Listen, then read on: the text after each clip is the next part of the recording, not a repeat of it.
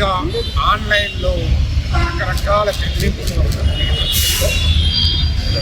రాష్ట్ర డీజీపీని కలిపి మెమరాండం ఇచ్చాం.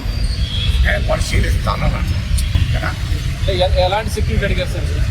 సెక్యూరిటీ ఎలాంటి అడుగులు ఉండదు అయ్యా, అది నేను నిర్ణయించాను కదా. నేను నిర్ణయించేది అడిగితే ఒకటి, ఆ పై రకరకాల బెదిరింపులు గత కొన్ని రోజులుగా వస్తున్నాయి. అవసరమైన అప్రాపరేట్ చర్యలు తీసుకోండి అంటే సోషల్ మీడియా పోస్టులపై ఆన్లైన్లో అని చెప్పాను. సోషల్ మీడియా కాకపోతే యాంటీ సోషల్ మీడియా ఆన్లైన్లో అని చెప్తున్నా కదా. ఆన్లైన్లో నేను చేసిన కామెంట్ను ఆల్రెడీ విత్డ్రా చేశాను. జనసేన పార్టీ దాన్ని ఆహ్వానించింది, తన క్యాడర్ కూడా విజ్ఞప్తి చేసింది.